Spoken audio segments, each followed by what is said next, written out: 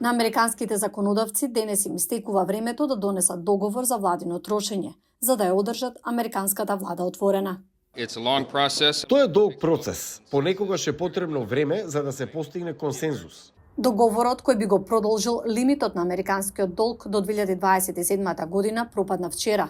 Тој беше преговаран за неколку часа откако новоизбраниот председател Доналд Трамп објави дека републиканците треба да гласаат за зголемување на лимитот на долгот пред да го усвојат законот за финансирање. Еден аналитичар изјави за Гласот на Америка дека тоа е тешко барање.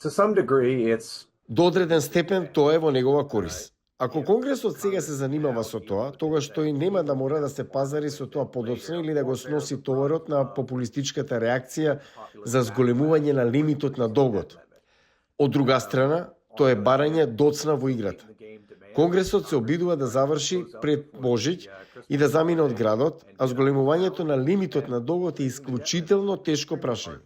Трамп го одобри новиот договор, но членовите на конзервативната група за слобода на представничкиот дом го отфрлија, тврдејќи дека републиканците непромислено одобруваат трошење што државата не може да си го дозволи. 330 милиарди долари. Честитки. Вие додадовте на долгот откако повторно ви беше дадено мнозинството на 5 ноември. Тоа е срамно. И демократите кои рекоа дека преговарале со добра волја, одбија да гласаат.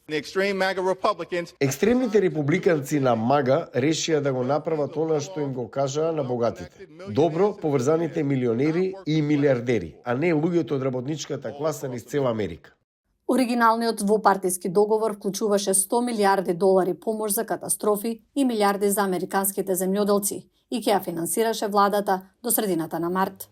Но претходно во средата Илон Маск, најбогатиот човек на светот и сојузник на Трамп, напиша на својата платформа X, цитирам, "Стоп за кражба на вашите даночни долари." Еден аналитичар изјави за Гласот на Америка дека овој потек представува нов начин на владење. Разликата меѓу напорите за елиминирање на расипничкото трошење во минатото и денес се социјалните медиуми.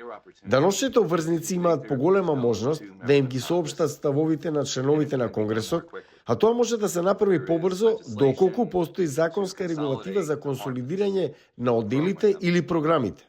Може да има побрз и посеопфатен одговор поради социјалните медиуми.